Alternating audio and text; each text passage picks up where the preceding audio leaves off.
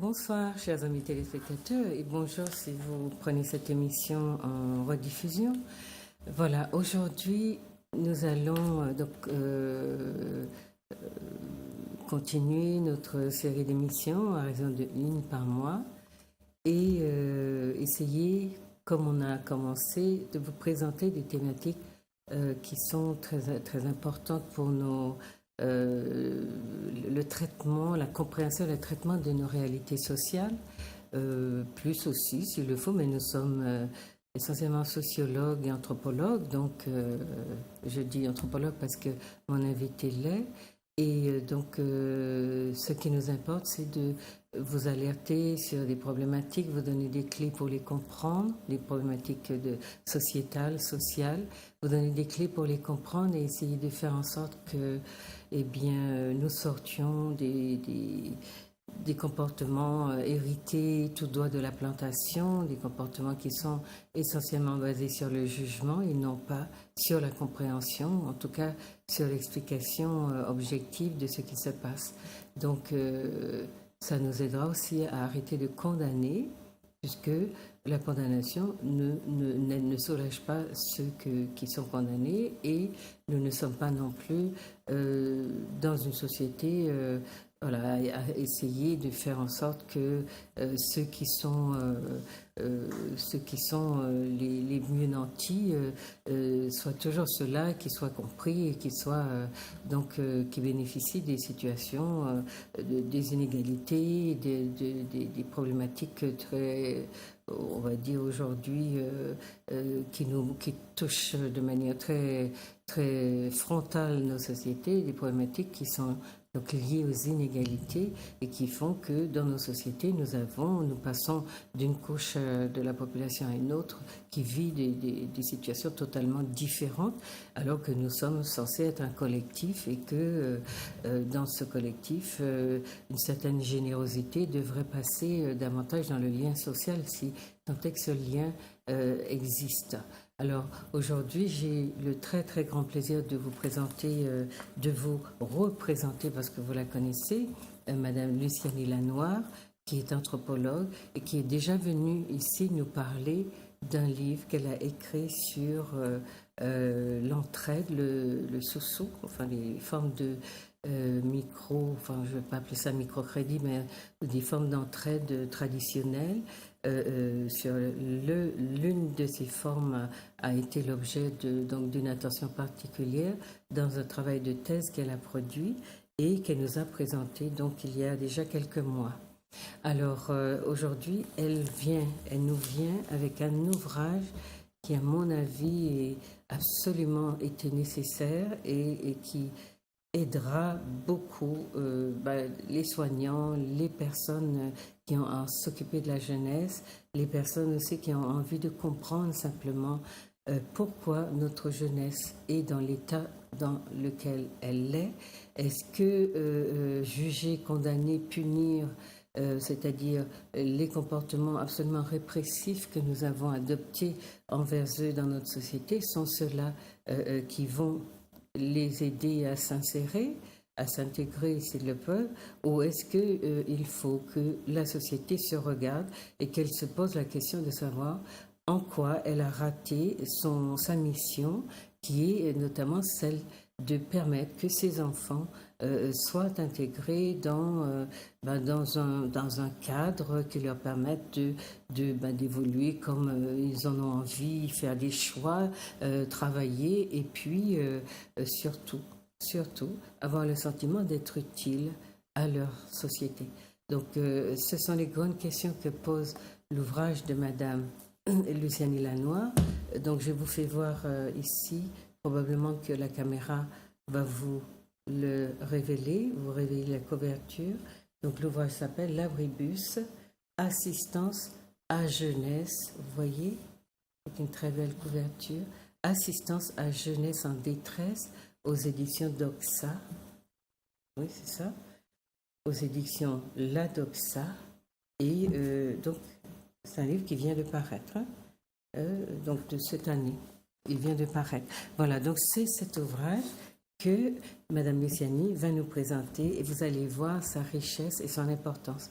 Alors, elle vous donnera, je pense que ça sera important que vous la sollicitiez pour notamment ceux de nos téléspectateurs qui sont versés dans le domaine du soin, de l'aide des professions sociales, comme les éducateurs, les personnes qui accompagnent les jeunes en difficulté, les associations, tous ces gens qui ont besoin de comprendre et qui souvent ont beaucoup de bonne volonté, mais travaillent un peu en aveugle parce qu'il leur manque de la théorie pour comprendre. Et comme les médias de nos pays sont très souvent des stigmatiseurs au lieu d'être des personnes qui éclairent ou des supports des médias qui éclairent, et bien très souvent, d'une certaine façon, ce discours stigmatisant ou stigmatique est repris. Et c'est à partir de ce discours qu'on envisage aussi des dispositifs pour aider les jeunes à s'en sortir. Vous allez voir que ce sont des victimes. Quels que soient les dégâts qu'ils causent, ils restent des victimes. Et c'est de cela dont il faut se souvenir et donc essayer de mesurer l'importance des analyses qui vous seront proposées pour sortir justement de la condamnation et les traiter en victimes qu'ils sont, et donc trouver des solutions qui vont leur permettre de s'épanouir. En tout cas, trouver des issues, parce qu'en ce moment, ils sont dans une impasse et ça n'est pas de leur faute. Tel que on a tendance à le penser, ce sont, si vous voulez, des responsabilités qui sont à répartir, à dispatcher entre plusieurs acteurs.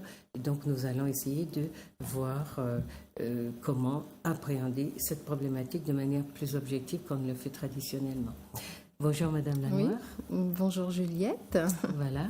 Donc, vous nous amenez un très bel ouvrage avec des témoignages très touchants. Oui, c'est exact. Et puis,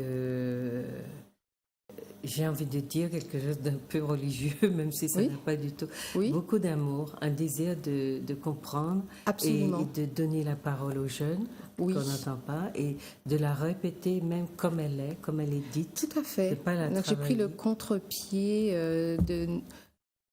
de dizaines, de centaines d'analyses sur la jeunesse où justement on parle d'elle sans qu'on lui donne la parole. Donc j'ai pris le contre-pied et je dis que dès le départ, je donne la parole aux jeunes et ensuite, moi, anthropologue, j'essaie humblement d'analyser leur discours à la lumière des concepts sociologiques, anthropologiques, etc., qui sont à notre disposition. D'accord. Donc le sous-titre, alors l'abribus, c'est très, très imagé. Oui. Et donc je disais, si vous avez envie de donner vos coordonnées, votre portable et votre adresse email pour être contacté par les organismes intéressés, hein, voilà, n'oubliez pas de le faire. Vous avez appelé, donc l'abribus, c'est très symbolique aussi. Tout à fait. C'est un hors domicile, c'est dans un no man's land, c'est en même temps un endroit passant, un endroit... L'abribus est dans la rue. C'est ça. Et les jeunes sont dans la rue, sous les abribus, enfin c'est symbolique en fait, hein. C'est un lieu symbolique, mais dans l'abribus, ils sont vus et ils voient. Ils sont vus, ils sont là, ils sont présents et en même temps, ils voient ce qui se passe dans la rue. Et dans la rue, c'est là qu'il y a toutes sortes de choses à faire. Donc, ils surveillent la rue, ils surveillent le mouvement de la rue. Ils voient ce qui s'y passe, comment il faut se comporter, à quel moment il faut agir, à quel moment il ne faut pas agir, etc. C'est un lieu de prédilection pour eux. Et de là, surtout pour être vus. De là, pour être vus, mais de là, ils peuvent aussi mesurer avec précision le type de regard que la société pose. Absolument. Parce qu'ils s'exposent en même temps. Ils s'exposent dans leur originalité. Et c'est là qu'ils peuvent mesurer le regard de l'autre. Est-ce que c'est un regard stigmatisant? Est-ce que c'est un regard méprisant? Est-ce que c'est un regard qui, au contraire, veut les inclure, leur donner de l'amour, justement, ou un regard qui est neutre, voilà. Donc, ils mesurent tous les regards. toutes les attitudes, tous les comportements. Mais ils ont besoin de s'exposer à ces Absolument, regards. parce que sinon, on les ignore. Voilà. Donc, ils provoquent le regard et ils voient comment la personne qu'ils ont provoquée leur répond. Si oui ou non, quelquefois, ils vous disent bonjour de cet abribus et ils voient si oui ou non vous répondez à leur bonjour. Et je pense même, je vais même plus loin, qu'ils fixent dans leur mémoire, parce qu'ils n'ont que ça à faire, dans leur mémoire visuelle, la personne qui a répondu positivement à ce bonjour ou négativement. Et cette personne qui a répondu positivement, eh bien, ils sont même capables de la protéger en cas de, dans la rue, en cas de je sais pas moi, d'attaque, je sais pas, même si elle tombe ou qu'on a besoin qu'on vous porte votre sac, ils le feront. Par contre, si vous avez ignoré leur regard, ils peuvent très bien devenir agressifs. Ça, c'est certain. Ils vous rendent l'appareil. Oui, c'est ça.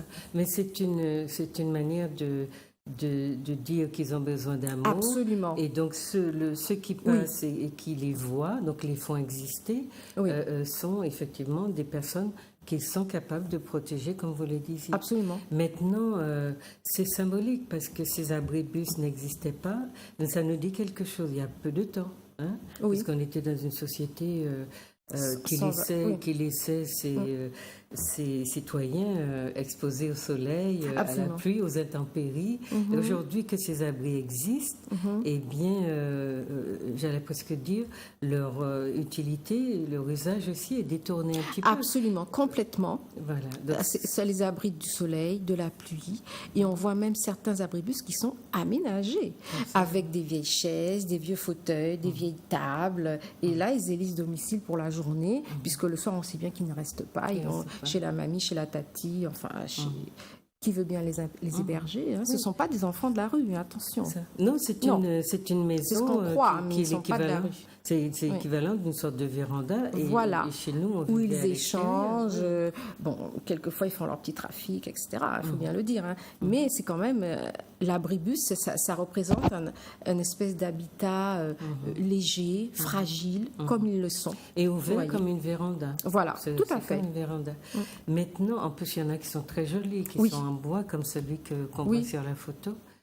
Et vous donnez un sous-titre à l'ouvrage, Assistance à jeunesse en détresse.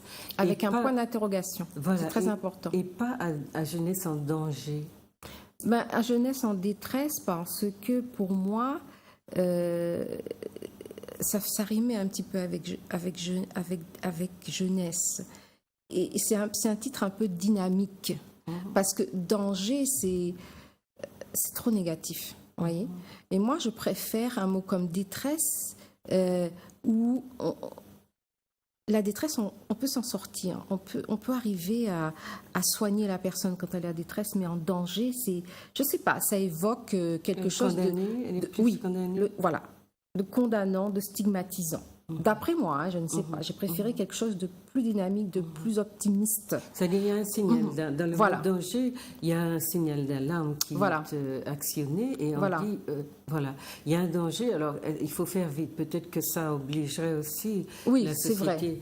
Oui, mais la jeunesse en danger, c'est aussi un concept. C'est un concept institutionnalisé. Donc voilà. Moi, je suis pas trop rentrée dans comment dirais-je, toute cette façon institutionnalisée d'aborder les problèmes de la jeunesse. Hein. J'ai un petit peu bifurqué, j'ai fait de manière un peu personnelle. D'accord. Je voyais détresse aussi. Vous êtes centré sur eux. Vous êtes donc c'est d'abord leur vécu de leur exclusion, de leur difficulté que vous traitez davantage. Absolument. Parce que vous leur donnez beaucoup la parole. Tout à fait. J'ai essayé parce que ce n'est pas facile de donner la parole à des jeunes.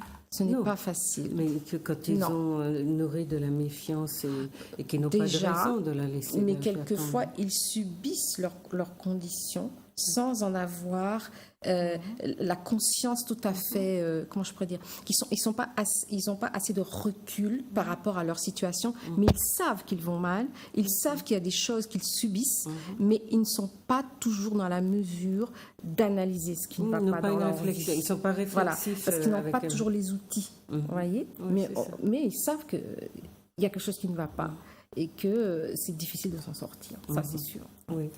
Et ce regard réflexif, ils apprennent à le poser quand, après les entretiens en général, enfin, à partir de, même si c'est un début, mais souvent, peut-être qu'on aura l'occasion de parler des cas différents, mais si on prend le cas de Gaël, où il avait déjà quelque chose. Il avait déjà une base, dans l'analyse. Il dit tout le temps, moi je voyais ça comme ça, moi je voulais passer, je voulais protéger maman, je voulais... C'est-à-dire qu'il a un discours sur pourquoi est-ce qu'il a fait ce qu'il a fait. Donc il était déjà beaucoup dans quelque chose de réflexif. De réflexif, oui, tout à fait. Alors, c'est un des plus beaux entretiens que j'ai eu. Ah non, il est très touchant. Il est très touchant. Et puis surtout, de savoir qu'il a perdu, qu'on a tué son ami, alors que son ami lui avait téléphoné. Absolument. Mais on va vous en parler un petit peu plus tard. Donc pour le moment, donc sur la méthode que vous avez utilisée, parce que Madame Lucéline Lanoir est anthropologue. Je pense que si vous vous souvenez de l'émission que j'ai eue avec elle, elle vous a présenté un petit peu son parcours. Peut-être qu'on va le rappeler un peu. Oui, voilà. Pourquoi pas. Donc vous êtes anthropologue et vous donnez donc les concepts que vous avez utilisés et la méthodologie en parlant de cette étude comme d'une étude essentiellement qualitative. Et compréhensive. Compréhensive, c'est ce qu'on appelle la sociologie compréhensive, c'est-à-dire que vous vous mettez du point de vue de l'acteur. Absolument. Et qualitative, ça veut dire que vous n'êtes pas parti dans les chiffres. Non, dans les statistiques, non. J'ai utilisé quelques chiffres mais qui m'ont été donnés par des organismes officiels, etc. Mais moi-même, je n'ai pas produit de chiffres. Voilà, qui appuie une analyse qualitative par ailleurs. Donc, voilà, faites-le, présentez-vous un peu. Bon, je vais aller assez vite. Actuellement, je suis enseignante à la retraite. J'étais enseignante d'allemand. Pendant de longues années en Guadeloupe. Je suis d'origine martiniquaise, mais j'ai fait toute ma carrière en Guadeloupe. Pendant mon cursus, pendant ma carrière d'enseignante, j'ai décidé en 1989, juste après le cyclone Hugo, de commencer une formation en sciences humaines. Et donc, j'ai commencé par une licence et maîtrise en sciences de l'éducation. Ensuite, je suis passée à un DEA qu'on appelait à l'époque diplôme d'études appliquées en sociologie.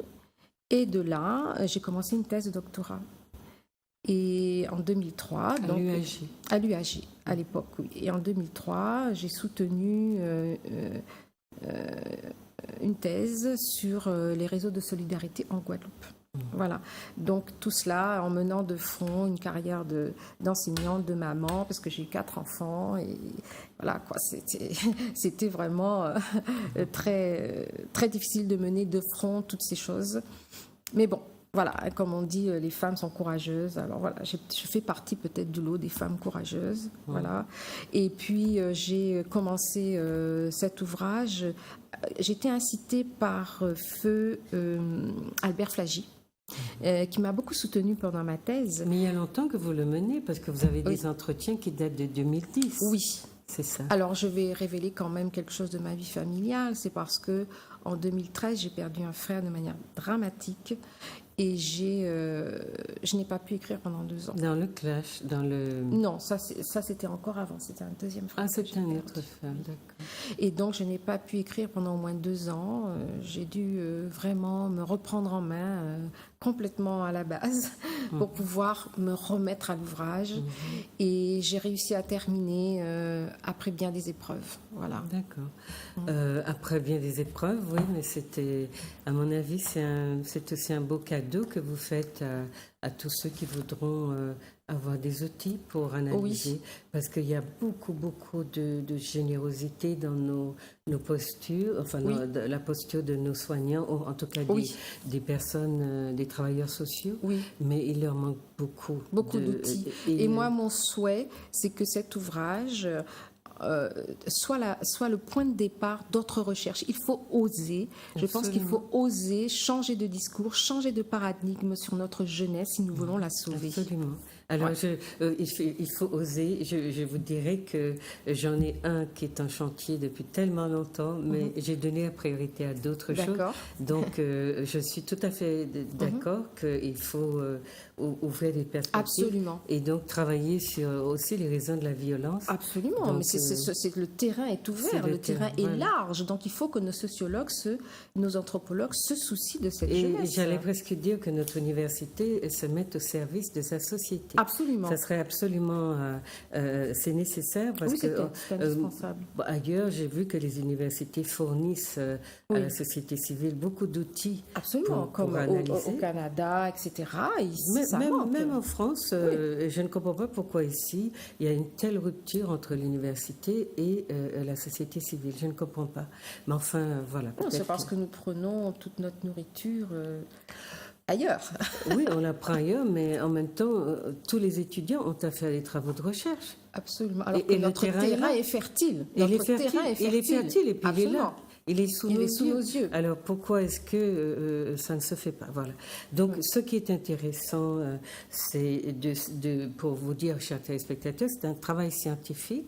Elle pose donc le cadre, comment elle a travaillé, et puis donc la nature même, ce qu'on appelle la méthodologie, est déclinée dans son travail, la nature du travail qu'elle a fait, et puis les concepts qu'elle a utilisés.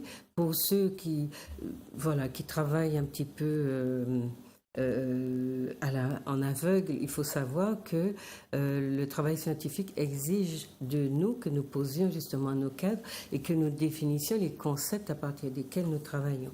Donc elle a utilisé les concepts de désaffiliation, de stigmatisation et de retournement du stigmate. Ça, c'est comment les jeunes s'auto-flagellent et s'autodétruisent, et puis le concept de désorganisation sociale, qui a été obsolète à un moment donné, mais qui continue dans nos sociétés, par exemple, à être fonctionnel. Donc voilà. Sur la méthodologie, vous voulez dire...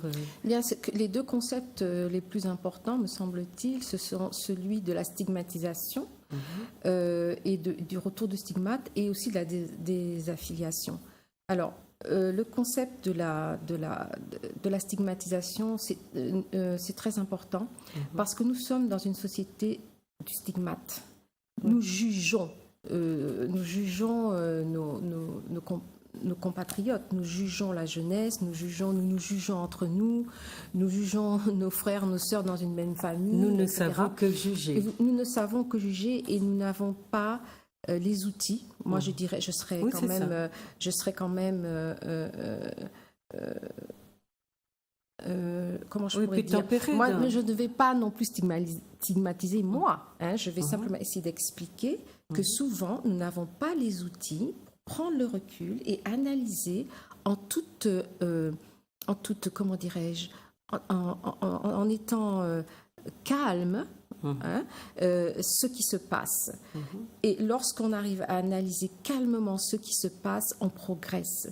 Tandis que lorsqu'on juge, on est dans justement le stigmate, et cette stigmatisation, elle ne fait que, elle n'a qu'un effet boomerang, c'est-à-dire qu'elle se retourne contre celui qui stigmatise. Bon, je prends un exemple pour être plus concrète. Si vous passez dans la rue et que vous jetez un regard méprisant sur quelqu'un qui porte des locks, ben cette personne, elle va vous retourner ce regard méprisant. Ça peut être aussi un regard, mais ça peut être aussi une insulte, ça peut être aussi un coup, je ne sais pas. On a bien dans les certains articles, on ne comprend pas pourquoi certains jeunes, parce que il y a eu un mauvais regard, il y a eu un coup de couteau. C'est parce qu'on n'a pas appris à regarder l'autre. Bon, c'est souvent entre eux qu'ils font ça, parce que bon, voilà, c'est encore un autre problème. Mais on n'a pas appris à regarder notre jeunesse, ou les jeunes en général, avec un regard compréhensif. Pourquoi? Parce qu'ils ne sont pas venus d'une autre planète. Ils sont bien le produit de ce que nous sommes. Ils sont bien le produit d'une société qui est ce qu'elle est. Donc, on ne peut que s'attendre à ce qu'ils sont. Et Albert Flagey disait que nous devrions avoir une jeunesse encore plus violente. Elle aurait dû être plus violente. D'accord. Donc, je crois qu'il faut porter de l'attention à une telle parole. Parce qu'il y a encore des gens dans cette société qui, même tout seuls, dans leur coin, essaient d'apporter de l'aide. De manière bénévole, de manière discrète, dans l'humilité des jeunes. Mais il y en a d'autres, vraiment, c'est tout autre chose. Donc, voilà. Et on est très peu dans une jeunesse dure et voilà. Mais je voulais ajouter, quand vous disiez que c'est vrai que le regard stigmatique peut déclencher la colère du jeune. Mais il y a aussi un autre phénomène, c'est la possibilité aussi que ce regard soit intériorisé, internalisé, et que on se présente à soi-même, on vive par retour du stigmate, par exemple, on se vive comme méprisable. Oui, c'est l'effet Pygmalion. En fait, absolument. Voilà, quand on vous dit vous êtes comme ci, comme ça, vous êtes laid, vous êtes... D'ailleurs, dans le livre, à un moment donné, je crois que c'est dit, vous êtes laid, vous n'êtes pas beau, vous êtes ignorant, vous êtes ignare, etc. Vous finissez par intérioriser ce genre de stigmatisation et de vous détester vous-même. Et puisque vous êtes détestable, vous ne vous aimez pas, vous êtes capable de faire n'importe quoi, soit pour vous autodétruire, soit pour détruire l'autre. Absolument. Puisque l'autre, c'est vous-même. Oui, ça c'était pour expliquer les raisons de la violence symbolique que la société dit ne pas comprendre. Comment est-ce qu'on peut tuer pour un regard? Mais bon, vous avez donné des explications. Il y en a encore, il y en a d'autres dans le livre. Ça c'est sur la question donc de la méthode. Donc vous avez choisi... il y a encore un autre concept, c'est celui de la désaffiliation. Alors la désaffiliation, effectivement, je pense que dans tout le livre... Oui, c'est ce qu'on analyse, c'est ce qu'on voit. C'est-à-dire que les jeunes en général, déjà, on pourrait déjà dire que le lien social autour d'eux est complètement affaissé. C'est-à-dire que, par exemple, je donne un exemple, c'est très difficile dans l'absolu, même dans les familles, qu'un père et une mère discutent en toute quiétude avec leurs enfants, parce que les enfants sont déjà happés par la société de consommation qui leur fournit des portables, des connexions Internet, etc. Donc, ils construisent leur propre monde à l'abri des adultes qui n'ont rien à y faire. Donc, desquels ils se protègent d'ailleurs, parce que les adultes n'ont pas accès à eux et ils ne se rendent pas compte que... Donc ça, c'est une désaffiliation systématique qu'on ne comprend pas. Dans la proximité. Absolument, mais qui en fait... qui est bien présente et qui est organisée.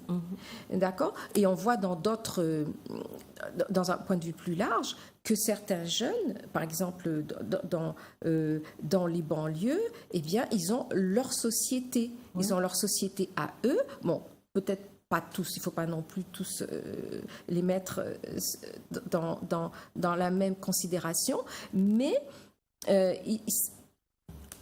les adultes...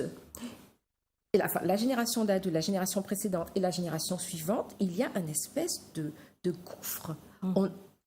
Ils ne peuvent pas discuter. C'est ce qu'on appelle la rupture. Il y a une rupture intergénérationnelle qui est bien présente et qui est entretenue. Absolument. Mais pour alimenter votre analyse,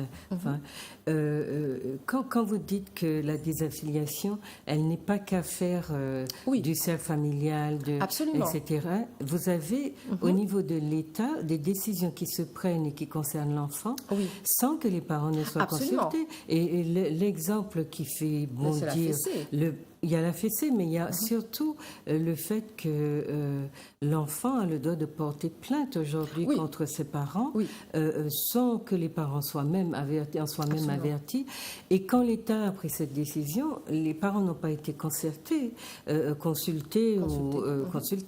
Et ils se trouvent en face d'enfants qui ne les regardent plus du tout à travers le lien filial, mais comme des personnes, des ennemis même, et avec qui ils sont en conflit, mais d'une manière tellement frontale que ça pourrait prendre d'autres formes.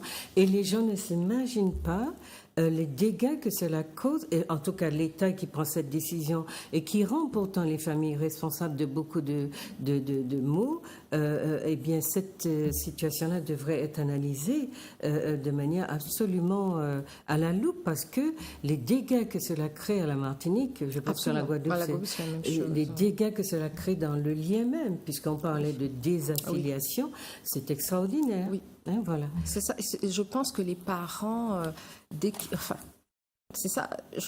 Il faudrait que les parents, dès qu'ils mettent un enfant au monde, sachent qu'il y a tous ces paramètres et que leur responsabilité, malheureusement, est de combattre tous ces paramètres que l'on met en place pour que, au sein même d'une même famille, les individus soient isolés les uns par rapport aux autres et que chacun mène sa vie et qu'il n'y ait plus de lien, que ce lien, qu'il soit familial ou autre, soit complètement affaissé.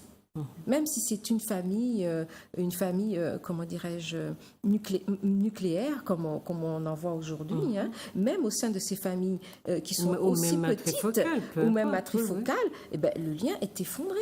Donc c'est une calamité, enfin, à mon avis. Non, vous parlez de lien effondré, moi je pense que c'est un concept à garder à l'esprit, présent à l'esprit, parce qu'il y a... une culture qui nous manque. Tout à l'heure, quand on disait qu'on était dans le jugement, on ne jugeait pas, mais on constatait que dans notre société, et ça, c'est une réalité qui est absolument socio-psychologique. Nous sommes dans le jugement parce que nous ne savons pas faire autrement, on est d'accord. Mais être dans le jugement comme on l'est aurait pu avoir été dépassé si les sciences humaines dans cette société avaient joué leur rôle. Or, nous avons formé à l'université beaucoup de littéraires, beaucoup de gens qui savent décortiquer des textes, mais qui ont très peu à donner à la société dans la compréhension d'elle-même, dans ses dysfonctionnements et dans la difficulté du lien, dans le discours même à partir duquel on parle de l'identité. Et je pense que ces mots-là, parce que quand vous voyez en France combien d'universités enseignent la socio ou les sciences humaines, enseignent ces sciences, et combien de gens suivent ces cours-là, vous êtes sûr que sans en faire leur profession, ils sauront ils ont déjà un petit peu plus d'outils pour approcher certains phénomènes. Absolument. Et pour se positionner aussi face à des conflits. Absolument. Et au lieu d'être... D'ailleurs, on le voit, les enfants on a l'impression qu'ils parlent, qu'ils sont libérés, qu'ils ne sont pas torturés. Les nôtres, n'importe qui regarde nos enfants, les voit assez torturés. Parce que c'est des enfants qui sont aussi beaucoup privés. Ils sont fragiles, privés de parole, etc. Oui. Donc c'est tout cela que Madame Luciani aborde aussi dans son ouvrage. Pour continuer, finir sur la méthodologie, vous dites cette recherche est partie d'un questionnement. Et ce questionnement, c'était pourquoi et comment des jeunes deviennent déviants. Et vous parlez de votre hypothèse de base, qui est que la société dans les départements français d'Amérique a subi dans les années 70 des mutations fulgurantes, économie, emploi, habitat, statut de la femme, relations de couple, éducation, émigration, religion, nouvelles technologies de l'information, addiction. Donc tous ces changements brutaux, fulgurants comme vous dites, ont eu et ont encore des effets jusqu'à aujourd'hui, des effets dévastateurs. Donc, c'était ça votre hypothèse? Oui, parce que nous étions dans une société quasiment rurale jusque dans les années 60, 60-70. À partir de la fermeture des usines, 60. Voilà. Et c'est là que beaucoup de choses se sont produites. Bon, je n'ai pas analysé tout ce que j'ai dit là. Non, mais vous signalez. Je signale qu'il y a eu une accumulation sur une dizaine d'années, 10-15 ans, d'une foule de phénomènes que nous avons tous vécus. Et qu'aucune société ne peut gérer en un temps si court. Tout à fait. Aucune. Que la société française, par exemple, a digéré peut-être au moins en une génération, mais nous, c'était même pas une génération. Mais elle a 2000 ans passés. Donc elle gère... Oui. Mais surtout que nous, nous n'avons pas créé toutes ces choses. Absolument. Je veux dire, ce qui est télévision, technologie de l'information... Même le mode de vie. Oui, le mode de vie qui était importé par les premiers les premiers revenants du Bimidum, etc., qui ont dit aux parents, mais c'est pas comme ça qu'on élève un enfant, mais il faut pas lui donner des coups, etc., tu vas le traumatiser. Bon, donc les parents se sont retrouvés confrontés à une foule de choses. Puis il y a eu mai 68 entre-temps. Donc tout ça mais je pense que les parents ont été complètement ébranlés, ils ne savaient plus quoi faire. Un mai 68 dans lequel les Antillais n'étaient pas impliqués. Oui, parce qu'ils ont gardé leur vision des rapports humains. Voilà. Ce qui a changé en France, les rapports humains ont changé. Oui. Chez nous, ils n'ont pas changé. Mais on a gardé, si vous voulez, l'aspect consommatoire et consumatoire du phénomène. Mais on n'a rien gardé. Il y a déjà une nouvelle manière d'éduquer les enfants, une nouvelle manière d'être entre hommes et femmes. Les femmes sont parties travailler. L'habitat a changé puisque de la famille élargie, on est passé de la famille nucléaire. Avec son petit jardin, sa petite maison, enfin son petit pavillon, etc. Bon, pas pour tout le monde, mais pour beaucoup de gens, c'était l'idéal à atteindre. C'est-à-dire, on a vu naître une petite bourgeoisie, voilà, tout à fait. qu'on n'avait pas vraiment. Et cette petite bourgeoisie-là a été le catalyseur de toute la modernité occidentale. Voilà. C'est elle qui l'a captée et qui à travers elle qu'on l'a diffusée. Voilà, qu'on a diffusé dans la population. Cette espèce d'idéal dont tout le monde a fini par rêver. Même les travailleurs dans la banane ou dans la canne. Ah oui, ça a été un modèle. Voilà, c'est devenu un modèle. Donc, mais on n'a pas eu le temps de digérer tout cela. Donc, tous les liens sociaux, quels qu'ils soient, je peux citer le lien parrain-marraine avec le filleul, mais ça volait en éclats. Le parrain et la marraine, quelle était leur mission? C'était de s'occuper, je veux dire, de relayer les parents au cas où, de demander à leur filleul, est-ce que ça va bien à l'école? S'il y a un problème où le filleul veut s'exprimer, on vient vers lui ou il vient vers vous, on échange, etc. Voilà, ce sont des parents idéaux, ce sont des parents de substitution. Maintenant, le filleul, est-ce qu'il va avoir son parrain ou sa marraine? Mais pas du tout. Il n'y a plus, ça n'existe plus. Vous voyez? Donc, ça, ce n'est qu'un exemple, mais il y a énormément de liens comme ça qui se sont dissous, voilà. Et les gens se sont retrouvés seuls à faire face à l'adversité qui est produite par la société. Parce que la société, entre-temps, elle est devenue beaucoup plus complexe et que les gens...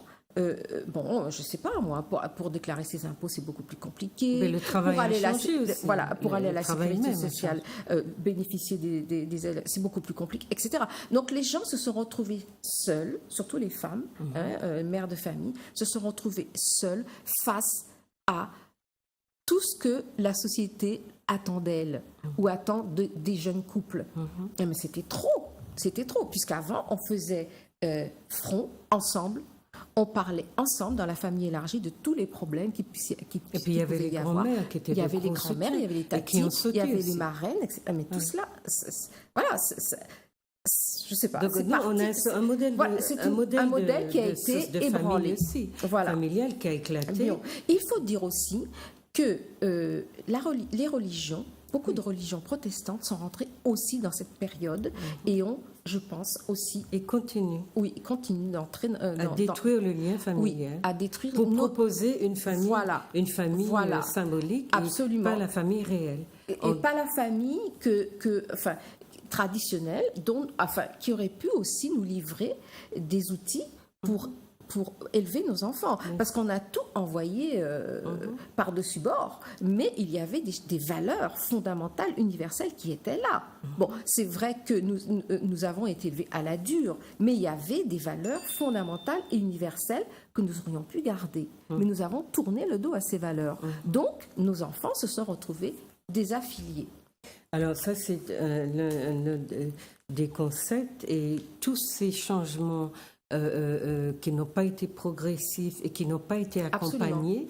Ils n'ont pas été accompagnés puisque la France projette au propre et au figuré ses traditions, sa manière de vivre, ses révolutions, parce que 1868 était ça, mais comme si cela se faisait à travers des carcasses qui n'étaient pas remplies de contenu et de savoir. Donc non seulement ça, on change de carcasse, mais on n'a pas tout cet accompagnement qui permettrait aux gens de comprendre à quoi tiennent les changements et comment justement s'y adapter. Ce que vous avez en France, à chaque fois qu'il y a une transformation sociale ou sociétale, vous avez une armée de gens qui sont chargés d'accompagner ceux qui ont plus de mal. Des sociologues, des anthropologues qui produisent des discours à travers les universités sont là pour accompagner la société civile. Oui, des magazines, etc.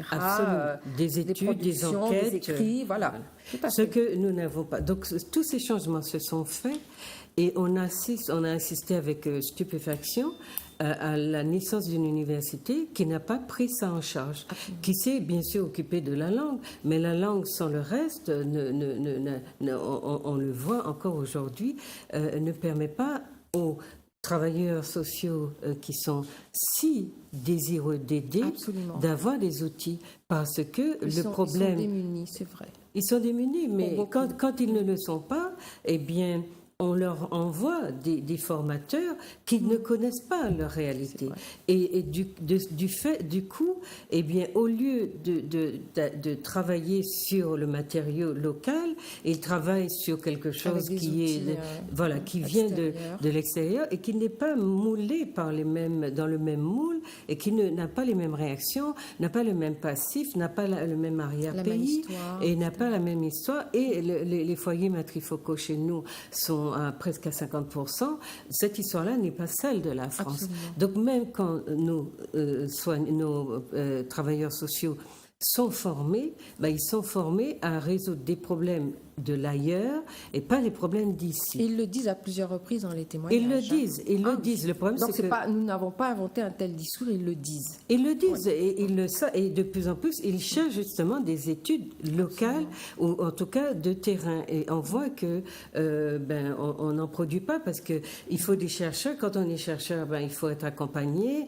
il faut un financement, il faut du temps, il faut aller sur le terrain. Ça demande du temps. Ça demande beaucoup de temps. C'est le travail d'une université qui a des chercheurs et qui se préoccupe de sa société. Absolument. Donc là du coup, il y a une défaillance. Il faut dire qu'il y a des défaillances, même beaucoup, et depuis longtemps, et il faut que nous comprenions qu'aujourd'hui, j'espère que ce livre va éveiller, va secouer les milieux qui ont à prendre ce type de responsabilité pour dire que nous devons aujourd'hui demander aux structures qui sont responsables de la cohésion sociale, par la compréhension notamment, qu'elles prennent leurs responsabilités. Absolument.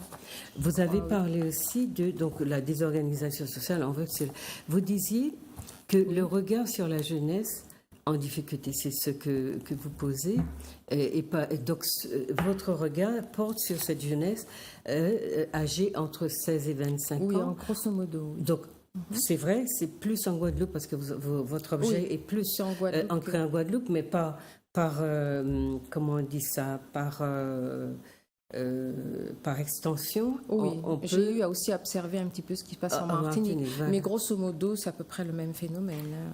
Oui, tout à fait. Moi, je connais la situation en Martinique. Donc, je vous dis, il y a très longtemps que j'écris dessus, mais je n'ai jamais... Mais ça ne va pas dans le sens de... comment dire ça, des histoires de vie, tout ça, mais c'est vraiment alimenté à partir de ça. Donc, c'est absolument... oui, ça reflète tout à fait notre réalité. Maintenant, vous expliquez pourquoi cette tranche-là. Vous dites que c'est parce qu'elle est la plus fragile, puisque sortie du système scolaire obligatoire jusqu'à 16 ans, elle ne bénéficiera du RSA qu'à partir de 25 ans. La jeunesse en difficulté ou en détresse représenterait, en l'absence de statistiques officielles, environ un quart de la population de cette tranche d'âge. Donc moi, je vous dis tout de suite, ici, cette tranche-là, c'est au moins 62% de jeunes au chômage sans oui, ça c'est clair. Voilà. Mais la jeunesse, dans ces 60%, il y a quand même une tranche qui est vraiment en détresse. Absolument. Vous voyez, qui n'a aucune ressource, dont on dit que ce sont des ninis, ils sont ni au chômage, ils sont pas en formation, ils sont nulle part, ils sont perdus, ils sont référencés nulle part en fait, c'est ça. Voilà. Donc c'est ça, mais vous dites une chose qui est importante à mon avis, qui est le centre qui est votre mobile au fond. C'est bien d'analyser, donc on répète, chers téléspectateurs, l'approche est compréhensive, c'est une approche sociologique qui parle des motivations de l'acteur. Ça vient pas l'acteur de terrain. Ça vient pas de vous avec votre regard extérieur, ça vient du scientifique qui travaille sur ce public, se pose des questions à partir de ce que les autres, que ceux qui le regardent font, et non pas par des jugements, mais pour d'abord essayer de comprendre pourquoi ils font les choses comme ils les font, de l'intérieur. Donc, et vous dites, cependant, notre jeunesse n'est pas perdue. Elle est perturbée. C'est comme lorsque vous utilisiez le mot de détresse. Oui. Pour moi, elle n'est pas perdue. Si elle était perdue, comment pourrais-je expliquer cela? C'est que ce serait définitif. Non seulement ce serait définitif, mais en plus, elle serait responsable, elle seule, de ses problèmes. Or, ce n'est pas le cas. Pour moi, je le redis encore, nous sommes dans une société en détresse qui produit de la jeunesse en détresse. Donc, c'est pourquoi elle est perturbée. Parce que si cette société, elle parvient à sortir de sa déréliction, mais automatiquement, la jeunesse en sort aussi. Il me semble. Dans le cas de Gaël que vous prenez, par exemple, on voit bien que c'est vrai qu'il s'éparpille un peu, mais il tâte, il ne décroche pas. Il a arrêté de se droguer, il a arrêté de fumer, et puis il a arrêté l'école. Il dit qu'il n'aime pas, mais il cherche sans arrêt à travailler, à s'employer. Finalement, je crois qu'il est sorti, parce que je suis en contact avec les personnes qui l'épaulent, et je crois qu'il est parti en France et il a fini par faire une formation. Mais c'était quelqu'un qui se cherchait et on sentait qu'il cherchait le bonheur. C'est comme un noyé qui se bat férocement pour s'en sortir. Mais je crois qu'il s'en est sorti. Mais avec beaucoup de difficultés, d'interrogations, de souffrances. Il faut bien le dire. Non, mais et puis il le dit, j'ai souffert. C'est quelqu'un qui savait exprimer des sentiments. Et donc, rien que le fait d'avoir ce pouvoir de verbalisation, je pense que c'est ce qu'il a Justement, je crois qu'à un moment donné aussi dans le livre, ce sont des exemples que j'ai pris ailleurs, justement, qu'aux Antilles. Il y a des gens qui ont fait des expériences pour sortir des jeunes de leur souffrance, et je crois que le maître mot qu'ils ont employé, c'est parole. Parce que parler, échanger avec ces jeunes, c'est leur donner une chance de s'en sortir, ne serait-ce que par la parole. Parce que la parole elle est libératrice, elle est thérapeutique. Elle est thérapeutique. Elle permet de prendre du recul, de s'auto-analyser et de s'en sortir. Voilà. Elle permet, je ne dis pas que c'est un miracle à chaque fois, mais elle permet. Mais on voit que ceux qui s'en sortent, ce sont ceux-là qui ont ce pouvoir de réflexivité. Oui, c'est qu'ils sont tombés aussi sur des gens, bien sûr, des bonnes personnes qui lui auront permis de s'exprimer et de parler d'eux-mêmes. Voilà. et qui ne les ont pas jugés. Et à chaque fois dans le livre, je ne sais pas si vous avez bien remarqué, à la fin, tous les exemples qui sont donnés, les gens, enfin les éducateurs spécialisés ont bien précisé, nous ne voulons pas des gens qui sont là et qui jugent, nous voulons des gens qui sachent écouter sans juger. Et ça, c'est vraiment l'attitude fondamentale de l'aidant. Hein? Il y a aussi une expérience qui a été dont je parle aussi dans le livre, ce sont des accompagnateurs qui partent comme ça avec un jeune sur les chemins de randonnée pendant 2-3 mois et qui le font volontairement. Parfois, ils n'ont même pas les diplômes d'éducateurs spécialisés, mais ils vont simplement avec le désir d'aider. Oui, il y a beaucoup d'associations. Voilà. Eh bien, ils arrivent à sortir les jeunes de leur détresse. Et au bout de ces 3 mois de marche, de randonnée, où ils sont seuls, hein, d'accord, ils peuvent aussi changer de pays, ils peuvent faire, je ne sais pas moi, 2 à 3 000 kilomètres. Et bien, au bout de 2 mois, ces jeunes savent pourquoi ils en étaient arrivés là et ce qu'ils veulent faire. Avec le support d'une seule personne qui n'a pas forcément les diplômes pour ça, mais qui ont voulu tenter cette expérience d'écouter, parce que c'est extrêmement délicat d'écouter sans juger. Mais Gaëlle a une chance aussi, c'est de ce côté-là que quand un membre de la famille peut avoir cette capacité d'écoute ou même de parole, de verbalisation. Parce qu'il a quand même une maman qui est vraiment incohérente, qui a beaucoup de difficultés, qui est battue, qui reste quand même avec, qui se marie à l'homme qu'il n'a pas et tout ça. Lui, il prononce en permanence cette phrase-là, je voulais protéger ma maman.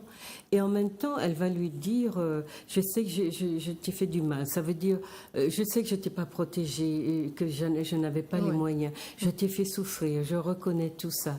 Et rien que cette manière de dire à son enfant, parce qu'il y a des milieux défavorisés où c'est très violent, où ce sont les coups et le silence. Mais avoir une maman qui est en grande difficulté, mais qui peut lui dire, je sais que je t'ai fait du mal. Elle lui explique pas pourquoi, mais parce qu'elle-même, elle lui dit, je sais, elle sent en elle qu'elle lui a fait du mal. Et pour l'enfant, je crois que c'est très libérateur. C'est libérateur. Absolument. Donc, le cas de Gaëlle est très intéressant. Et j'espère que chez les personnes qui se serviront du livre pour étudier avec leurs élèves, que le cas de Gaëlle sera étudié, parce que c'est entièrement anonyme, hein, voilà. Oui, c'est un nom d'emprunt parce qu'il faut protéger toutes ces personnes. Mais c'est vraiment un cas où on voit en filigrane le rôle de la mère. Il y a beaucoup de conflits avec le papa, mais ce garçon qui se bat et puis qui a un sens de l'amitié. Quand on a tué son frère, son ami frère, et les cauchemars qu'il fait, et l'idée qu'il avait besoin de lui. Mais c'est plein de valeurs, c'est plein d'amour. C'est justement, c'est qu'on pense que ces jeunes que l'on dévalorise toute la sainte journée, qui n'ont pas de valeur. Mais si, ils en ont absolument. Mais c'est parce qu'ils ne peuvent peut-être pas les exprimer ou les vivre. Mais ils ont des valeurs. Où il n'y a pas l'oreille qu'il faut au moment où ils ont envie de le dire. Tout à fait. Mais vous l'exprimez aussi très bien dans... donc vous passez, vous faites une sorte d'enquête avec des France-Antilles.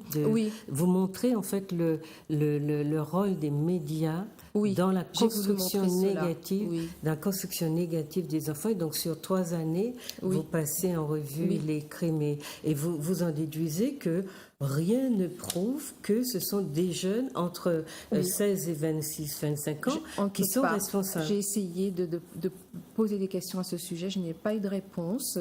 Par exemple, les braquages, je n'ai pas pu savoir quel était l'âge des personnes qui commettent des braquages. C'était impossible à savoir. Or, lorsqu'il y a des braquages, on pense tout de suite jeunes. Ça, c'est clair.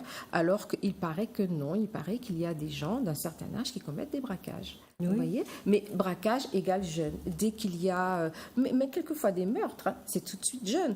Alors que beaucoup de meurtres ne sont pas dus à des jeunes. Parfois, ce sont des meurtres passionnels, etc. Mais les gens ne cherchent pas à comprendre. Pour eux, dès qu'il y a du sang qui coule, ce sont les jeunes, vous voyez. Et ce n'est pas toujours le cas. Je pense qu'il faut avoir un regard discriminant sur ces événements. Voilà. Mais la presse ne le permet pas. Mais vous dites la violence des jeunes, c'est une création des médias, parce que moi-même, quand j'ai lu cette partie, je voyais que le nombre de cas de vraie délinquance était très bas et comparé au tapage médiatique qui, lui, Absolument. est retentissant. Et quand on regarde le nombre de jeunes qui s'en sortent tant bien que mal, seuls. Parce que ce qui est bien aussi dans l'ouvrage, c'est que vous situez aussi l'environnement anxiogène, leur solitude, leurs difficultés, et puis sans vraiment savoir vers qui se tourner, ils se débattent pour essayer de se placer. Et par rapport à cette difficulté immense, on est très étonné du peu de cas. Et vous l'avez dit d'ailleurs au début, on aurait dû normalement avoir une société explosée. Si la jeunesse libérait son vrai potentiel de violence, comme on dit, et si ce que les médias en disent était le reflet de la réalité, on aurait une société qui aurait déjà explosé par cette violence, parce que les jeunes sont... Ils sont jeunes, ils ont de l'énergie, c'est normal. Ils ont de l'énergie, de la sève, et s'il fallait qu'ils fassent péter la baraque, eh bien, sauter la baraque, ils l'auraient déjà fait. Donc vous disiez, nous avons exposé les délits et les crimes de jeunes délinquants à partir des articles du France Antilles. Comment peut-on devenir un délinquant aussi impitoyable tel que décrit dans les articles, et comment en même temps les discours de jeunes en difficulté ou d'éducateurs spécialisés contribuent-ils à leur donner un visage humain?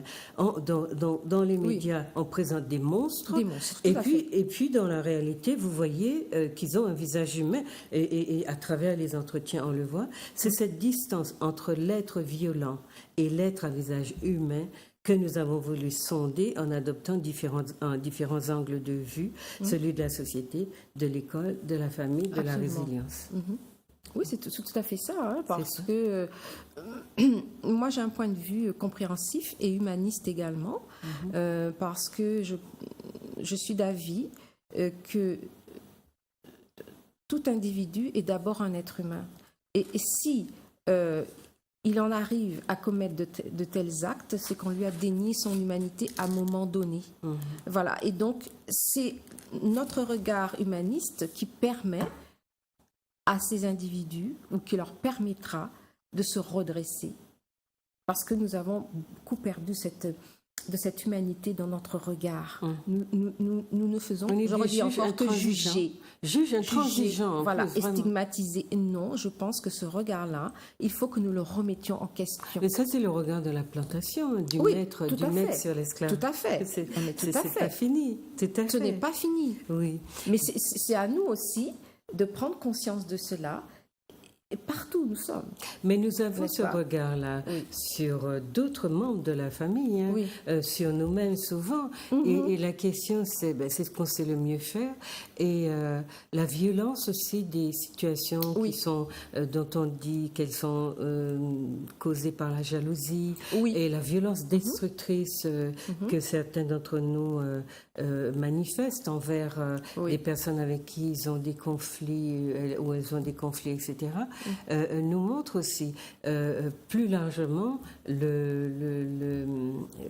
l'origine, l'enracinement esclavagiste, dans le système esclavagiste, de ces comportements. Et il nous faut en prendre conscience. Il faut déconstruire ces comportements et cette façon de... Mais les expliquer dans un premier temps, comprendre que c'est dans la relation maître-esclave, le maître est un juge d'autant plus violent qu'il n'a pas de familiarité avec ses esclaves, et qu'il est là juste pour les faire carburer, travailler et avoir des résultats. Et qui n'a jamais tort. Et que c'est toujours l'esclave qui porte toutes les responsabilités de ce qui se passe, même si le maître... Mais ce regard intransigeant et avec la posture aussi très rigide du corps, on l'a quand les parents corrigent leurs enfants. C'est pour ça que même s'il y a des gens qui pensent que taper c'était un moyen éducatif, moi je suis du fait qu'il est lié, que ce moyen-là est lié à notre passé esclavagiste et la façon dont nous tapons. Parce qu'il y a des parents qui tapent, mais nous, on tape avec quelque chose de plus. Il y a on le est mépris, maître, on est le maître, on est un maître absolument destructeur. Et ça, il faut qu'on prenne conscience de ça. Mais je crois que dans le livre, à un moment donné, les jeunes le disent. Il y a la problématique du respect. Absolument. Celle-là, ça a toujours été posé. Tout à fait. Maintenant, vous dites donc la volonté de diabolisation de la jeunesse qu'on sent dans notre société. Donc là, on sort un peu des problèmes qu'ils font remonter. Et on regarde aussi comment la société se comporte envers eux. Oui. Et donc, il y a cette volonté de diabolisation que vous dénoncez, en tout cas, que vous pointez. Il y a effectivement une constante remarquable qui est de ne jamais renseigner le lecteur. Donc ça, c'était pour les stratégies qui sont mises en place pour nous empêcher finalement de comprendre.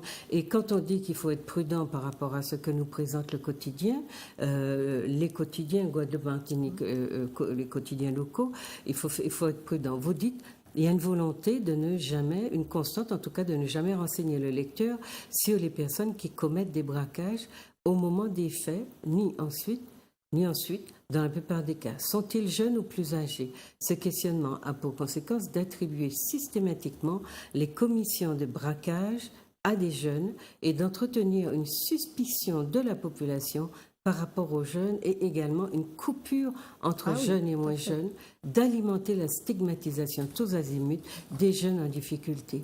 Cela a pour conséquence directe l'installation d'une peur diffuse, car n'importe qui peut, à n'importe quel moment, être victime de ces jeunes sans visage, ont été entre guillemets, donc sont en droit ces jeunes sans visage. À cela, il faut ajouter, comme il a été dit plus haut, l'entrée et la circulation énigmatique d'armes sur un territoire à caractère insulaire et donc difficile à surveiller. Ce phénomène de multiplication des braquages ne peut qu'amplifier le sentiment d'insécurité. Donc sur la question de la peur, vous avez beaucoup de gens qui vous disent qu'ils ont peur des jeunes. Absolument. Et vous le soulignez quand ils passent près d'un abribus, pour peu qu'il y ait 2-3 jeunes. Ils ont peur. Voilà, ils ont peur. Alors qu'il n'y a pas forcément de raison d'avoir peur, de raison objective d'avoir peur. Mais cette peur-là, elle est intériorisée. Non, mais c'est sa construction, telle que vous l'expliquez, qui m'intéresse parce qu'elle est construite. Et il faut que les adultes soient conscients. Et ça nous empêche justement d'avoir un regard autre que qu'un regard stigmatisant sur les jeunes. Et ce regard-là, il importe le déconstruire. Voilà. Et donc, dans la foulée, vous dites il n'y a pas une jeunesse, il y a des jeunesses. Oui.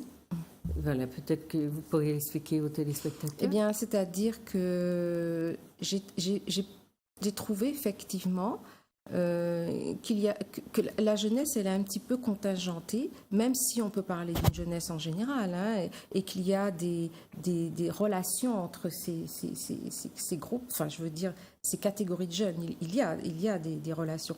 Mais pour moi, c'était plus facile de dire qu'il y a une jeunesse qui est stigmatisée, voilà, et qui est je veux dire la jeunesse des abribus. Il y a une jeunesse qui est travailleuse et qui essaye de s'en sortir, mais qui a également beaucoup de problèmes, contrairement à ce qu'on croit. C'est pas seulement la jeunesse des abribus qui a des problèmes. La jeunesse qui travaille a beaucoup de problèmes. La jeunesse étudiante a beaucoup de problèmes. La jeunesse aussi qui essaye de créer des entreprises a beaucoup de difficultés. Donc, c'est pour montrer qu'elles ne sont pas forcément, comment je pourrais dire, il n'y a pas forcément de jeunesse privilégiée par rapport à d'autres. Elles ont tous toutes des problèmes parce que justement elle est mal prise en compte, cette jeunesse de manière générale. On ne la connaît pas. Mais vous soulignez le fait que il n'y a pas d'études. Donc on ne la connaît pas. On parle sur elle, mais on a tendance à dire que tous les jeunes sont dans les abribus. Non plus, ce n'est pas la vérité. Il y en a qui essayent de s'en sortir justement dans la solitude comme ils peuvent, mais ils connaissent des galères de manière, comment je pourrais dire, cachée. Il y a des souffrances cachées. Bon, la jeunesse des abribus, leur souffrance est peut-être plus évidente parce qu'on les voit.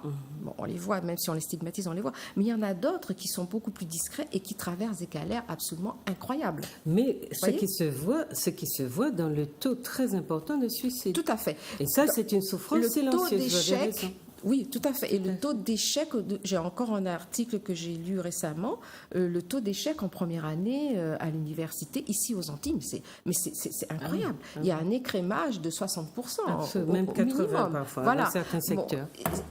C'est inadmissible. Vu les difficultés qu'ils ont, ils ne sont pas aidés. Au contraire, on les enfonce, il me semble, d'après les témoignages qu'ils ont donnés. D'après ce qui se dit aussi de ceux qui sont à l'université. Voilà. Donc, ce n'est pas une jeunesse qui est promue. On ne fait rien pour la promouvoir. Au contraire, me semble-t-il. On dirait qu'elle embarrasse notre société. Tout à fait. Nos sociétés. On dirait qu'elle les embarrasse et on le voit donc. Moi, dans cette dynamique de réflexion-là, je vous rappelle, le livre s'appelle L'Abribus, Assistance à jeunesse en détresse, de Madame Lucianie Lanoir, qui est anthropologue. Dans cette dynamique-là, moi, je suis... c'est un questionnement que j'ai depuis longtemps, l'idée que la jeunesse, notre jeunesse nous embarrasse. C'est la manière dont cette société est née. Elle est née de la plantation, puisqu'on a exterminé les Amérindiens et on a fait venir d'abord des catégories de gens, c'était des hommes, d'abord, dans un premier temps. Les femmes ont été un peu un accident parce qu'il fallait, pour satisfaire les libidos, qu'il y ait des femelles. Donc, on en a fait venir. Et petit à petit, il y avait des enfants à côté qui n'ont pas eu des vies d'enfants, qui ont été dans les T-bands, comme on dit, et donc qui ont eu des vies d'adultes. Tout à fait. Donc, on est dans une société qui n'est pas née comme les autres. Elle est née à l'envers. Elle est née d'abord avec des hommes qui sont, donc ceux qui ont exterminé ceux qui étaient là, des hommes qui étaient d'âge mûr, des personnes en situation de fonder des familles ou de transmettre. Et ces personnes-là sont dirigées essentiellement par une catégorie d'hommes, qui ont un projet, celui de s'enrichir très vite et d'instrumenter donc tous ceux qui vont faire venir dans ce projet-là à leur profit, à leur seul profit. L'enfant qui naît dans une telle société est un accident. La famille qui se forme dans une telle société, quand elle n'est pas celle du maître, est un accident. Et quand elle n'est pas empêchée, est un accident, puisque le maître dispose également de la femme, de celui, la femme qui lui plairait, de celui qui est en ménage avec elle, etc. Donc c'est une société qui est née dans un grand désordre, dans une violence, mais vraiment peut-être insoupçonnée, parce qu'on n'a pas travaillé assez la dimension symbolique, c'est vrai. Mais dans une violence insoupçonnée. Mais je veux dire, parfois je dis aux gens, fermez les yeux et essayez de vous imaginer une journée de la vie de vos ancêtres. Et vous allez comprendre la violence inouïe par laquelle ils sont passés. Eh bien, imaginez-vous, vous avez votre femme, bien sûr vous êtes esclavagé, mais vous avez votre femme, elle vous a peut-être fait déjà un enfant, etc. Et vous êtes là le soir en train de manger. Et la libido du maître s'est éveillée et il la veut parce qu'il l'a repérée dans les champs. Il la veut. Et il va entrer, pénétrer votre case et il va vous l'enlever. Et si vous ouvrez la bouche pour la défendre, il va vous dire, si tu l'ouvres, je te descends. Vous voyez, cette violence inouïe-là qui a été vécue à sens unique, parce que... A contrario, l'esclavagé ne pouvait pas regarder la femme du maître. Non, mais c'était que si ses yeux se posaient sur la femme du maître, il risquait d'être crevé ou lui-même d'être... etc. Je veux dire, tant qu'on n'a pas mesuré l'importance de cette violence-là, que les aînés ont subi, on ne pourra pas comprendre aussi pourquoi nous, aujourd'hui, nous n'avons toujours pas fait de place à la jeunesse dans notre société.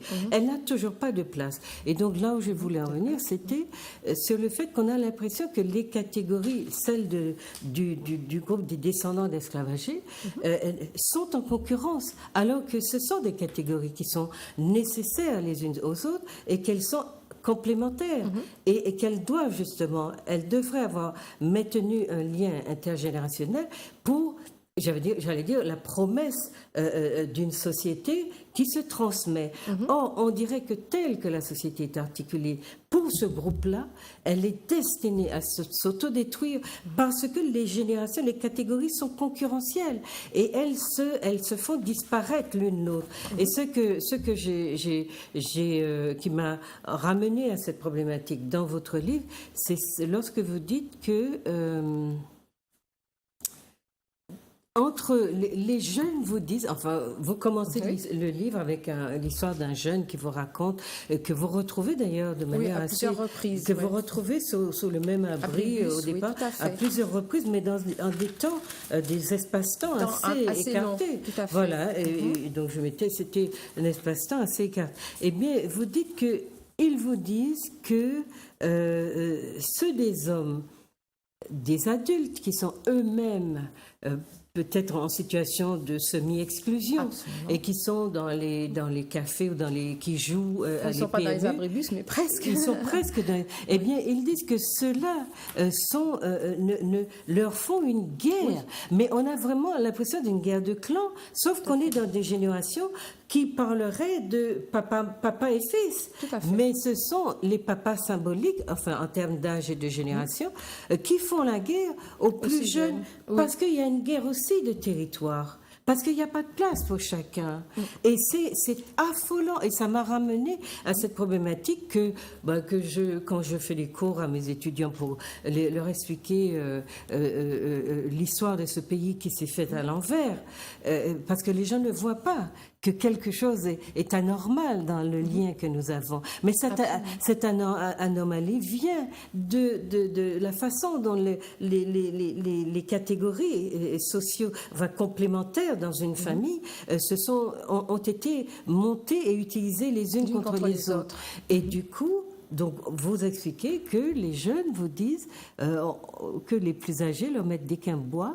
Oui, c'est ce qu'ils ont prétendu, ce que le jeune de l'abribus a prétendu. Ils mettent des quimbois. Ils sont persuadés que les plus âgés utilisent les quimbois contre les plus jeunes. Et il y a une espèce de rivalité aussi au niveau de la consommation des produits.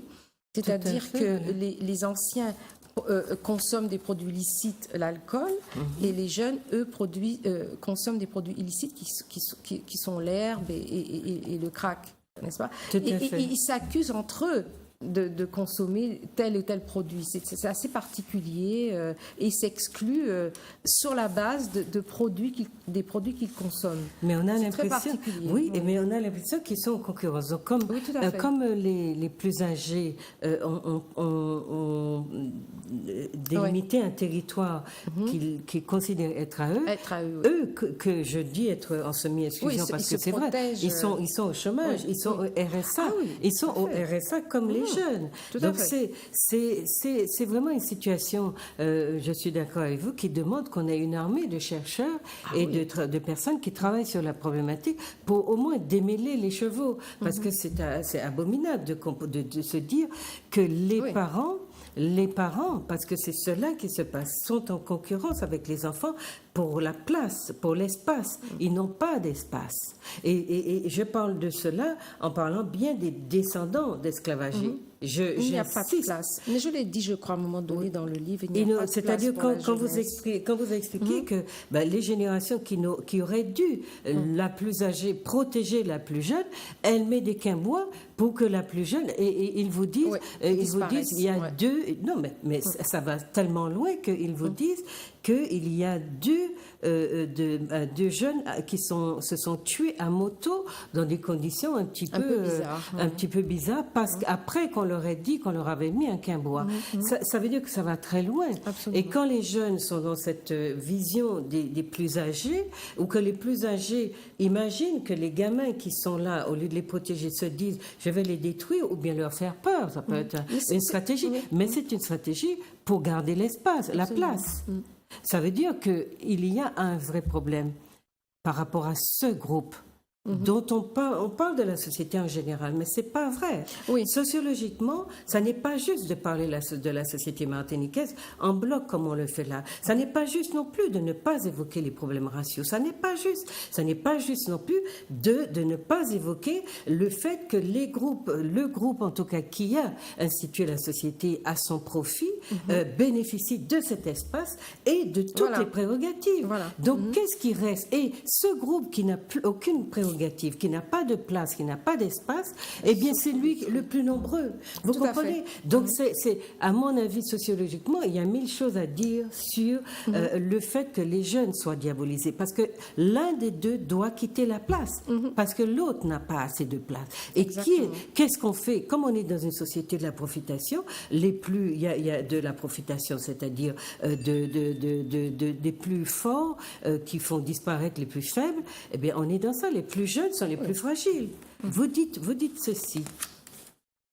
Il y a tellement de choses à évoquer sur ça. Vous dites...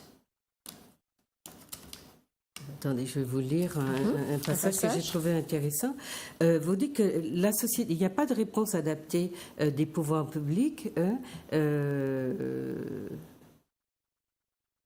qui ont donc absence de réponse adaptée des pouvoirs publics, donc l'absence à emprunter les liens de proximité et le domaine familial, avec des conséquences entièrement dévastatrices auprès d'une partie de la jeunesse qui subit une rupture des liens d'appartenance, une désaffiliation massive, à la fois familiale, culturelle, scolaire et sociale. Cette désaffiliation massive génère aussi une détresse tout aussi massive. Là, on a donc cette désaffiliation, c'est la suite de ce que vous me disiez au début, s'exprime à travers cet exemple.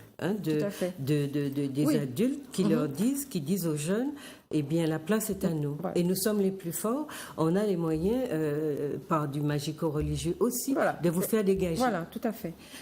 Donc ça, c'est un véritable drame, puisqu'on cherche les causes. Ça veut dire que...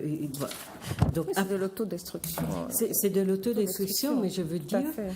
C'est de l'autodestruction, mais peut-être que nous avons la responsabilité d'aller véritablement fouiller dans ces sociétés, dans leur fabrication historique, pour si on veut faire stopper cette sorte de génocide, finalement. De génocide intergénérationnel aussi, si on veut le faire cesser, il nous faut aller beaucoup plus loin dans l'analyse de la société historique même et de la façon dont le lien s'est créé, puisque, par exemple, on parle de Guadeloupe, on dit encore, oui, il y a des gens qui sont, aujourd'hui encore, il y a un cas d'un footballeur, je crois, qui a été tué.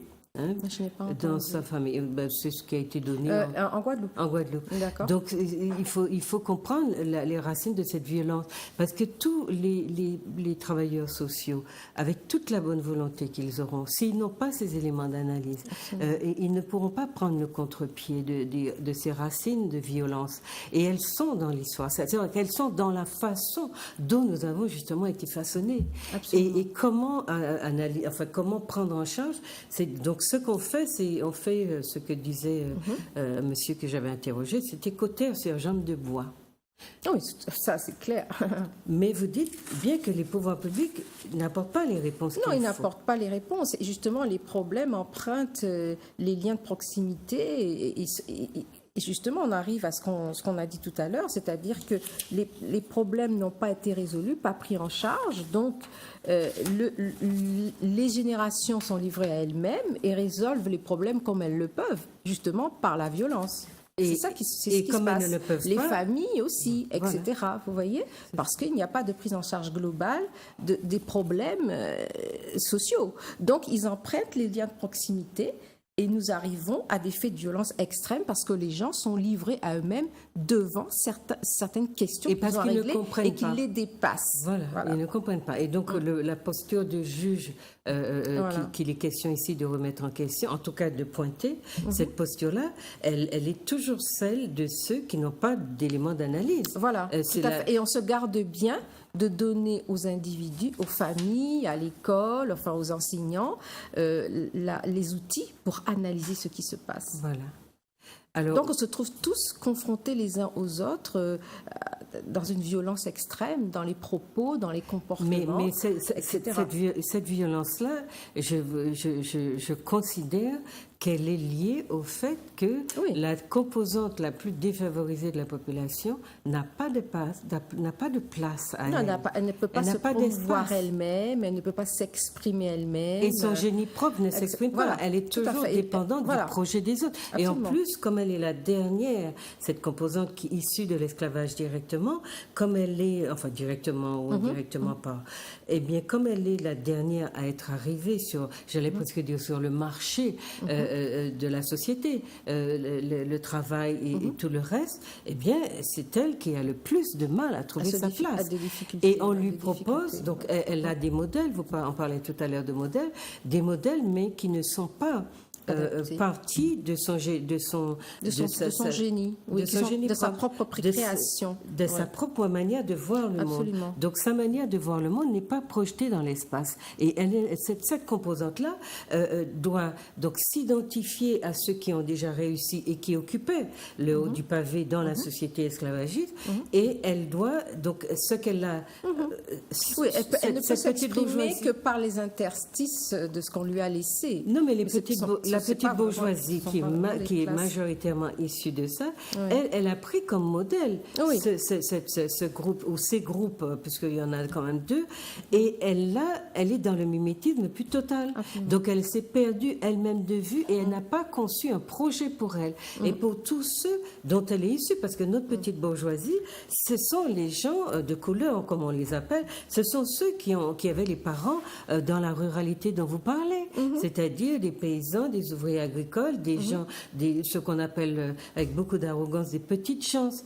Et ce sont des personnes qui ne voulaient pas que leurs enfants retournent en camp et que les enfants deviennent professeurs et maîtres d'école. Eh bien, ces enfants-là, ils ont vite fait d'oublier d'où venaient leurs parents. Ils ont adopté le modèle dominant, mais comme ça n'était pas ancré dans des savoirs, on va dire, qui étaient intemporels, c'était du tout frais. Et ils n'ont pas pu inscrire leurs enfants dans des pratiques, sinon leur lâcher la bride, parce que ça faisait moderne. Mais cette modernité-là, elle était sur du vent, elle était construite sur du rien. Il n'y avait pas de terrain, pas de terreau. Et c'est pour cela que les enfants leur ont échappé. Et ces enfants-là sont ceux-là qui ont fait des enfants. Et qui sont totalement hors du système, désaffiliés et hors du système. Donc ça veut dire qu'il y a à prendre... Il y a tout un travail à faire pour réaffilier tous ces enfants-là et pour qu'ils puissent justement, pour qu'ils puissent comprendre où ils sont et pour qu'ils puissent exprimer leur génie, parce qu'il y en a qui sont géniaux. Mais ils le sont, géniaux. Et ils le sont. Ils produisent sans arrêt des choses que la société dominante leur prend. Parce que tout ce qu'ils ont trouvé pour s'adapter, comme le rap, comme le dancehall, comme tout ça qui sont des danses, des manières tout à fait urbaines de s'adapter au monde moderne, ce sont ces catégories, ces composantes des populations qui les ont inventées. Et bien aujourd'hui, dans le monde entier, c'est repris, sauf que ça ne profite pas à ceux qui en sont inventé. Les concepteurs. Vous voyez, c'est pas normal, effectivement. Non, mais c'est toujours resté dans le statut d'esclave. C'est produire de la richesse pour que les autres en profitent. Et c'est ces réflexions-là, ce travail que nos intellectuels ont à faire, qu'ils n'ont pas fait. Enfin, je parle de l'université en gros. qui ne se fait pas assez ou qui ne se divulgue pas assez s'il l'est fait, parce que c'est de cela dont la société d'aujourd'hui a besoin pour se comprendre, puisque je vous dis que c'est la majorité de la population qui est issue de l'esclavage dans nos sociétés. Et c'est elle qui a besoin. 80%. Oui, c'est elle qui a besoin de ces outils. Et c'est elle qui ne les a pas. Oui, elle est dans un carcan qui l'empêche de s'exprimer, comme on a dit tout à l'heure, qui l'empêche d'exprimer son génie à travers ces jeunes, justement. Absolument. Vous disiez, pour venir sur, pour résumer avec vos mots ce qu'on disait, sur comment les parents sont effectivement responsables, sans l'être, hein, en fait, de cette... Parce que c'est un drame, il faut qu'on mette les mots sur les mots, enfin qu'on désigne les mots par des mots adéquats. La génération née après 1945 fustige celle qui vient après elle. Elle tient sur les jeunes un discours généralisant basé sur des clichés tels que les jeunes sont mal élevés, fainéants, ils se droguent, ils sont dangereux, ils font peur. Pour mieux saisir l'authenticité de notre propos à ce sujet, il suffit de lire la presse quotidienne, etc. Partant de ce postulat, il apparaît clairement qu'une approche globalisante, négative et moralisante ne peut constituer un outil d'analyse satisfaisant pour cerner les problématiques variées et multiples de la jeunesse. Et c'est cette analyse-là, cette approche globalisante, négative, ne peut pas non plus faire l'impasse sur l'approche historique. Et c'est parce que cette approche historique manque qu'on va se baser sur des comportements en apparence très méchants, et on est tous très étonnés que ces gamins, dès qu'on passe à côté d'eux, qu'on leur dit bonjour, combien leur réponse est généreuse et reconnaissante, parce qu'ils sentent bien qu'on les reconnaît en tant qu'êtres humains. Voilà. Alors que la plupart des individus les traitent comme... Bon, ils le disent eux-mêmes, hein, comme des riens. Je ne dis pas le mot, mais ils le disent. On s'occupe. Voilà. Alors, donc, vous parlez après donc, de beaucoup d'autres... Bien sûr, hein, je vous ai dit c'est très complet parce que vous passez en revue quand même dans le chapitre 1. Donc l'avant-propos, c'est un de monsieur de votre, je crois que c'est un soignant aussi, qui dit ceci d'ailleurs, Éric Broussillon, oui, qui dit avec l'abribus, donc en parlant de votre livre, avec l'abribus, Luciani Lanois réussit son pari. Celui de donner une autre image de la jeunesse en danger de nos territoires. D'accord ? Donc, c'est ça. J'espère que j'y suis parvenue. Mais vous dites, voilà, ça passe tellement, tellement vite, c'est dommage. Vous dites, donc ça, on a vu un petit peu à travers les exemples des jeunes. Vous en avez combien 5 ou 6, je crois. Ensuite, il y a eu des éducateurs spécialisés. Voilà. Mais à travers ces exemples, vous vouliez montrer, dégager des choses, parce que les entretiens sont très inégaux. Hein? Il y a pas, non, mais je les ai pris tels quels, quasiment. Sauf que, bon, j'ai certaines tournures de phrases qui étaient vraiment incompréhensibles, je les ai quand même redressées. Mais j'ai voulu livrer au lecteur ces témoignages vraiment bruts de décoffrage tels que je les ai reçus. Et bon, parce que pour moi, c'était l'authenticité du terrain. Bon, même si ce n'est pas, ce n'est pas un travail quantitatif, mais j'ai voulu que les gens sachent comment des personnes qui sont à la fois des jeunes en détresse et ceux qui s'en occupent perçoivent ces jeunes. C'est complètement en rupture avec le discours accepté et environnant. Donc, pour moi, c'était encore plus parlant qu'une analyse, vous voyez ? Oui. Mais est-ce que, par exemple, on a déjà vu un peu, comme vous dites, il y a des jeunesses, vous avez expliqué un petit peu. Ça permettrait aussi donc à notre société qui développe ce type de discours qui n'est pas documenté. C'est un discours de stigmatisation. Donc son rôle n'est pas de reproduire ou de restituer la réalité, mais de la déformer de toute façon. Et puis se décharger de la responsabilité de comprendre. Voilà, et surtout surtout, je pense qu'il y a, je crois que ça a été dit aussi dans un des entretiens, que la jeunesse sert aussi de bouc émissaire. C'est-à-dire que surtout celle des abribus, on déverse sur elle toutes ses frustrations, tout son mal-être, etc. Voilà. Les adultes, les générations précédentes déversent absolument tout sur ces jeunes-là et ils n'ont pas forcément vocation à être bouc émissaire. Ils n'ont pas la vocation parce qu'ils n'ont pas les moyens de se défendre contre ça. Tout à fait. Donc ils sont complètement instrumentalisés par une société que je disais qui est très lâche aussi. Parce que ce que tout à l'heure on parlait aussi des plus âgés qui s'en prennent aux plus jeunes, on a l'impression quand on dit qu'ils sont profiteurs, chez nous en créole, en profiter, c'est quelqu'un qui profite sur un plus faible.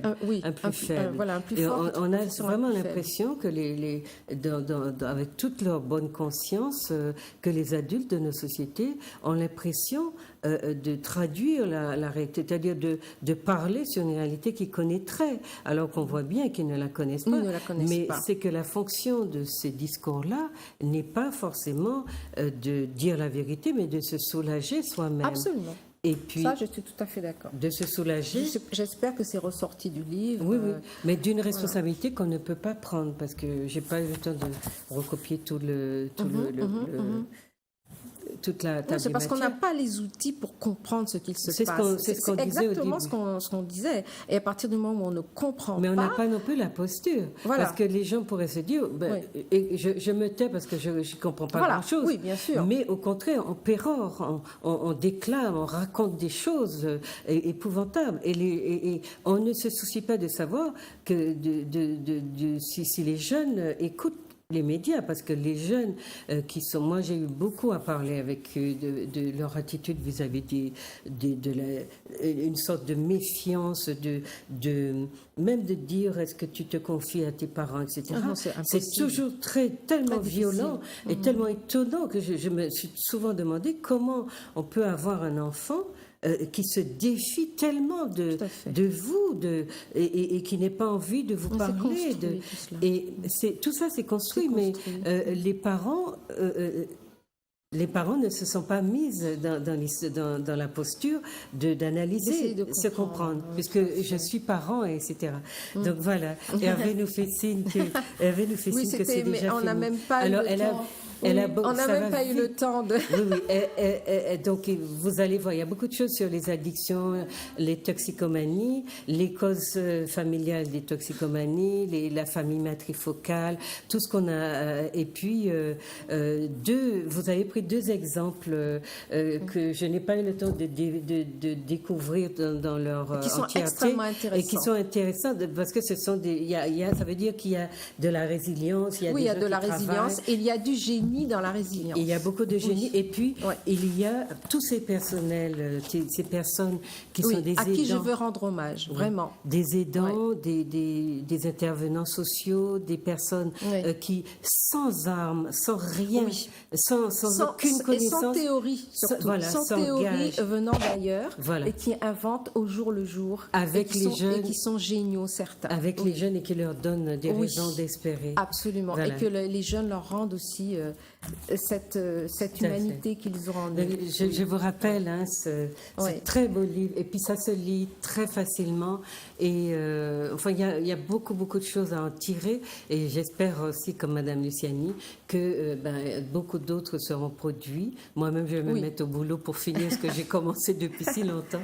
Mais nous en avons besoin. Ça a été un grand plaisir. N'oubliez pas de téléphoner à Madame Luciani, invitez-la pour qu'elle vous parle de tout ce qu'elle a déjà travaillé. C'est pas la peine de recommencer des choses qui existent maintenant, et pour comprendre en tout cas ce qui se passe. Je souhaite que d'autres prennent la suite. Voilà, donc si vous voulez bien donner vos coordonnées. Alors, mes coordonnées, c'est un numéro de Guadeloupe, c'est 06 90 41 14 92, 06 90 41 14 92, et mon email éventuellement luciani2l@orange.fr. Voilà. Donc son prénom c'est Luciani Lanoire, donc 2L, c'est un 2 avec un L. Tout à fait. Voilà, et bien, chers amis, je vous laisse d'abord dire au revoir à vos téléspectateurs. Je remercie les téléspectateurs pour leur écoute et j'espère que Madame Smeralda et moi-même, nous avons contribué par l'intermédiaire de l'émission Raison Pratique, au moins pendant 2 heures, à changer le regard sur notre jeunesse, qui peuvent être dans leur ensemble soit des fils, soit des pères, soit des cousins ou des cousines, parce que maintenant il y a des femmes aussi, des jeunes femmes qui sont dans les abribus. Et je demande solennellement que nous changeons notre regard et qu'il soit empreint désormais d'humanité. Voilà, merci. Oui, c'est un appel. Alors cet appel à l'humanité est fondamental et il faut effectivement que nous réhumanisions notre société. Absolument. Qui a hérité de ces comportements de la plantation. Oui, alors voilà, j'espère que vous avez passé un très bon moment. En tout cas, comprendre n'est jamais de trop et je vous souhaite d'acquérir l'ouvrage, de le lire et de ne pas hésiter à faire intervenir Madame Lanoire dans les organismes que vous dirigez ou dans les écoles, etc.